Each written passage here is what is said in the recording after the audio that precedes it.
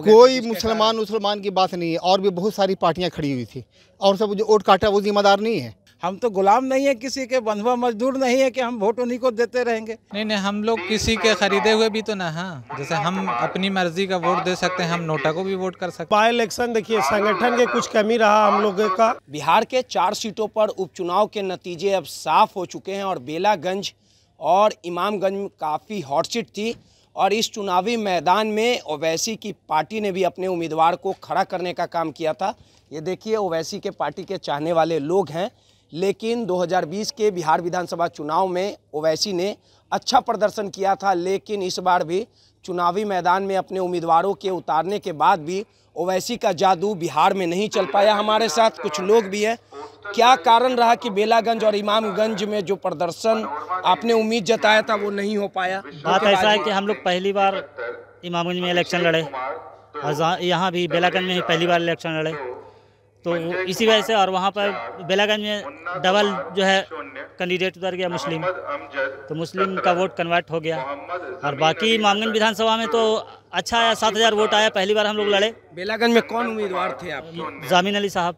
कितना आया जामीन साहब को? 3,000 कुछ वोट आया। कंचन पासवान को कितना आया?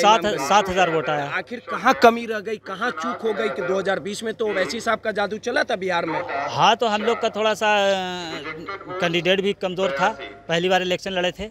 अबर जो है 2025 में दम खम के साथ इलेक्शन लड़ेंगे हम लोग। कहीं ऐसा नहीं माना जाए कि मुसलमानों का मोह भंग जो था वो ऐसी हिसाब से खत्म होते जा रहा है? जी नहीं, 7,000 वोट आया तो मुस्लिम का आया होगा, समझ गए हैं, और अदर तो वोट दिया नहीं होगा।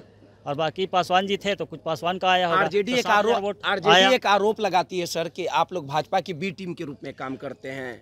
हम लोग बी टीम नहीं है, जो इस आरोप लगाती है वही बी टीम है, क्योंकि उन लोग का वोट कटता हुआ नजर आता है ना, कि जो हम लोग का जो की वजह से ना बेलागंज और इमामगंज हार गया। कहा है तो उनका खरीदा हुआ वोट है, उनके हम गुलाम नहीं ना है कि उन्हीं का वोट है। हम तो गुलाम नहीं है किसी के, बंधुआ मजदूर नहीं है कि हम वोट उन्हीं को देते रहेंगे। हमारी पार्टी खड़ी हुई थी और अच्छे मजबूती से लड़ी, और अब जिधर गया वो जनता का रुझान वो जीता। बेलागंज या इमामगंज में आपने कैंडिडेट को उतारने का काम किया। लगातार आरजेडी आरोप लगा रही थी कि भाजपा के बी टीम में प्रशांत किशोर और ओवैसी की पार्टी बी टीम के रूप में काम करती है, जिसके कारण हम लोग हारे हैं। देखिए, मेरी MIM जो है मेरी अपनी पार्टी है और हर कोई कोशिश करता है कि हम अपनी पार्टी को मजबूत करें। बाकी जिनको हारने का डर है वो MIM से समझौता करें, गठबंधन करें, तो हम उनके साथ मिल के इलेक्शन लड़ेंगे, बात खत्म। तो मुसलमान का तो वोट बैंक राजद का माना जाता है बिहार में। नहीं, हम लोग किसी के खरीदे हुए भी तो ना। हाँ, जैसे हम अपनी मर्जी का वोट दे सकते हैं, हम नोटा को भी वोट कर सकते हैं, कोई जरूरी। हमेशा आप लोग वोट कटवे के रूप में रहिएगा? वोट कटवे की क्या बात है, हम अपना वोट विपक्ष आरोप लगाते रहे, किसी के खरीदे हुए ना है। जो खरीदने वाले जो पैसे से बिक सकते हैं उनको खरीद लें। हमारा वोट बिकने वाला नहीं है, हम MIM के हैं, MIM को देंगे। हार जीत अपनी जगह पे है। क्या कारण है कि ओवैसी साहब को बिहार स्वीकार नहीं कर रहा है? बिल्कुल तो अच्छा काम किए, बिल्कुल स्वीकार कर रहे हैं। बाई इलेक्शन देखिए, संगठन के कुछ कमी रहा हम लोगों का। इंशाल्लाह ताला हम लोग संगठन बूथ लेवल पे कमेटी तैयार कर रहे हैं। और आने वाला आगामी चुनाव 2025 में बहुत मजबूती से लड़ेंगे और कामयाबी भी मिलेगी। MIM को जनता समर्थन देंगे। 25 में काम होगा, 25 में कमाल कर पाएंगे ओवैसी साहब? बिल्कुल बिल्कुल बिल्कुल। अभी भी इमामगंज में हम लोगों ने कमाल किया है। पहली बार इलेक्शन में हम लोग उतरे हैं इमामगंज में। प्रत्याशी मेरा काफ़ी कमज़ोर था और हम लोगों ने 7,000 वोट लाया। आप लोग को कैंडिडेट भी नहीं मिल पा रहा था, कैसे? नहीं, कैंडिडेट था, वहाँ पर लोग समीकरण देख रहे थे, कैंडिडेट क्यों नहीं था।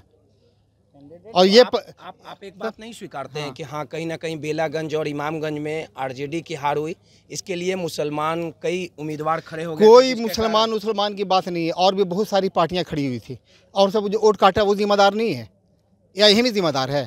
ओवैसी साहब की पार्टी और प्रशांत किशोर के जो कैंडिडेट थे अमजद, प्रशांत किशोर क्यों नहीं जिम्मेदार है कि ओवैसी साहब जिम्मेदार हैं? काहे आखिर मुसलमान लालू जी को धोखा देने लगे? कोई धोखे की बात नहीं है। मुसलमान आपको 75 साल से जो है किसी न किसी को वोट दे रहा है, अब वो लोग जब धोखा दे रहा है तब मुसलमान अपना सियासी पार्टी खड़ा कर रहा।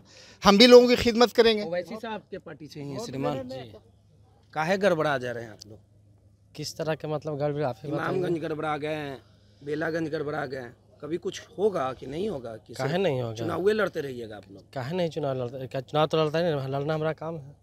तो वोटे काटते रहिएगा। काहेला वोट राजद वाला तो काटेंगे? कह रहा है हमारा कि अधिकार वैसी है। बी टीम है, हमारा आप लोग अधिकार भाजपा है। की बी टीम है, आरोप लगाते हैं लालू तेजस्वी। और भी तो जो है वो सब भी प्रशांत तो क्या किशोर है, भी प्रशांत बी टीम किशोर भी आया है। है। तो आप लोग मिलके जो भाजपा जो काम दिया था वो कर लिए आप लोग, हरा दिए आखिर आरजेडी को, ये आरोप लगाए अभी। तो लड़ने का तो अधिकार सभी का है, लड़ने का दिख, इसमें हराने वाली बात कहाँ से आ रही हम है? थोड़ी ना बोल रहे, आरजेडी वाला बोल तो रहा आरजेडी वाला बोल रहा है, तो आरजेडी वाला जो है कहाँ हम वो इस तरह का ऐसा है। कोई मुसलमान तो आरजेडी के साथ रहती है। मुसलमान जो है ऐसा कुछ भी नहीं है। जो अच्छा काम करेगा, जो कर दिखाएगा, करके दिखाएगा, उसी के साथ है मुसलमान। ऐसा नहीं है कि किसी का पर्सनल जो है एक ही का है। कुछ होगा चाचा? क्या होगा? ओवैसी साहब का हवा चलेगा 25 बिल्कुल में? बिल्कुल चलेगा। 6000 5000 वोट ला रहे हैं, ठीक कैसे है, चलेगा? पहली बार है बिहार में, बने कि दक्षिण क्षेत्र में पहली बार इस तरह का नॉमिनेशन हुआ है। आगे से और अच्छा बेहतर होगा, बेहतर होगा, बिल्कुल बेहतर होगा। चलिए सीधे तौर पे ओवैसी साहब की पार्टी थे, लगातार इन्होंने दम भरा है और कहा है कि 2025 में कहीं ना कहीं ओवैसी का जादू चलेगा। लेकिन सीधे तौर पे बेलागंज और इमामगंज में अपने कैंडिडेट को खड़ा करने का काम किया और सीधे तौर पे वोट भी आया और कहा है कि हमारा संघर्ष जो है वो जारी रहेगा। लेकिन राजद ने एक बड़ा आरोप लगाया और सीधे तौर पे प्रशांत किशोर और ओवैसी की पार्टी को भाजपा की बी टीम बताया और हार का कारण सीधे तौर पे मुसलमान उम्मीदवार को उतारने की बातें कही। अब देखने वाली बात होगी कि 2025 में क्या कुछ होता है और किसका जादू चलता है, ये तो समय बताएगा। लेकिन बिहार के 4 सीटों के उपचुनाव में इमामगंज और बेलागंज में एनडीए के उम्मीदवार ने धमाकेदार जीत हासिल की है। सहयोगी अनिल के साथ रोहित, गया।